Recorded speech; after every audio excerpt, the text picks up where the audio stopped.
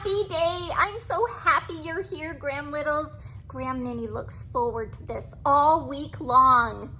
I'm gonna start reading the classics to you. Some more classics. These are stories, not poems, unlike Mother Goose. But I hope you enjoy them as much as I do. Get comfortable. For today we will read Pinocchio. This sounds interesting. There was once a carpenter named Geppetto. One day he was walking through an enchanted forest when he heard a voice. "Hello," it said. Geppetto looked around and soon realized that the voice was coming from a magic piece of wood. Talking wood, he thought? How unusual.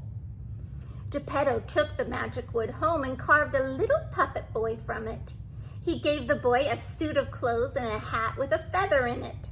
The wooden boy danced around the room for Geppetto and made him laugh. "Hello," he said. Geppetto named the boy Pinocchio. "You must go to school like other children," Geppetto told him. So the next morning, Pinocchio skipped off to school on his wooden legs. As he went along, a cricket hopped up onto his shoulder. "You look like you could use a friend," he told Pinocchio. "I will help you learn right from wrong."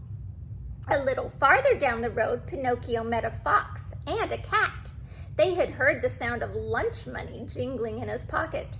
"Don't bother going to school," said the fox. "Come, play with us instead." Pinocchio, not knowing any better, thought that sounded like a good idea.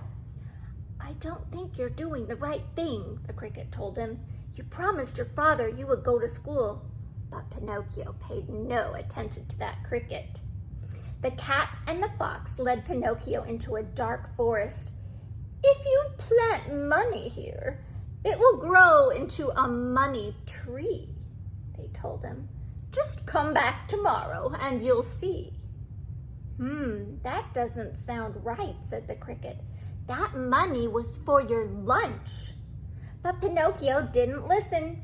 He dug a hole in the ground and buried the coins in it. Then Pinocchio went home feeling very hungry. He did not tell his father that he hadn't been to school. What do you think his father would say? Was Pinocchio listening to the right voice? The next morning, Pinocchio didn't go to school either. Instead, with the cricket on his shoulder, he skipped into the forest to find his money tree.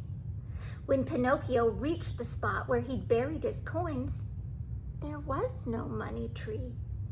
He dug down to look for the coins he had planted, but they were gone. "The fox and the cat have played a trick on you," said the cricket. "They just wanted to get your money." Pinocchio felt rather silly, but he pretended he didn't care. He stomped off into the forest. "I'm going on an adventure," he said. The little cricket begged him to go back to Geppetto, but Pinocchio walked on until it was dark, and he was a little scared.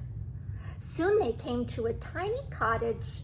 Pinocchio ran to the door and loudly knocked. A pretty fairy with turquoise hair answered the door. "We're lost," explained Pinocchio. "Please, can you help us?" The fairy invited them in and gave them some food. "Why are you so far from home?" she asked kindly. Pinocchio did not want to tell her that he had disobeyed his father. I was chased by a giant," he lied. Suddenly, Pinocchio's nose grew. "The giant was taller than the trees," continued Pinocchio. And Pinocchio's nose grew some more. "And I ran into the forest to escape," he continued. And Pinocchio's nose grew again. He touched it in wonder. "I have put a spell on you," said the fairy. "Every time you lie, your wooden nose will grow." Oh boy. Would your nose grow if it was wooden with that fairy spell? Pinocchio began to cry. How he wished he'd gone to school as his father had said. "I won't tell any more lies," promised Pinocchio.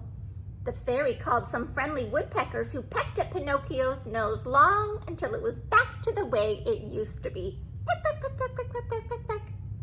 In the morning, Pinocchio rushed back through the forest with the little cricket perched on his shoulder. "From now on, I will do just as Father tells me," said Pinocchio. But when he got home, Geppetto wasn't there. Instead, there was a note on the kitchen table. "Dear Pinocchio, I have gone to look for you. I miss you, my son. Your loving father, Geppetto." Pinocchio was very sad. He knew he had caused a lot of trouble. "We must find my father and bring him home," he sobbed. So he and the cricket set off once again. They began their search down by the river. Pinocchio stood too near the edge of the water, and he fell in with a splash. The cricket jumped in to help him, but they were both swallowed by an enormous fish. There in the fish's tummy, they found Geppetto. Pinocchio hugged his father tightly.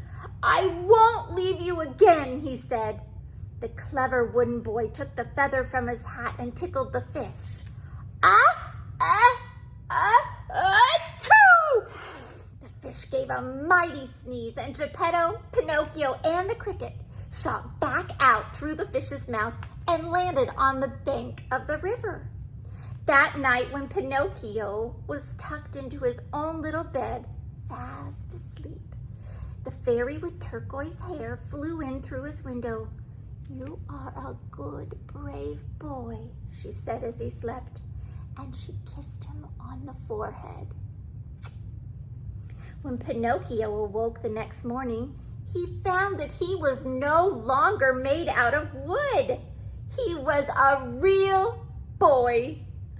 From then on, he was always a good son to Geppetto and the best of friends with the cricket, who didn't need to tell him right from wrong ever again. The end. I love that. That's a good reminder for us, too, to listen to the right voice. Stay hopeful, stay true, and be wonderful, special little you.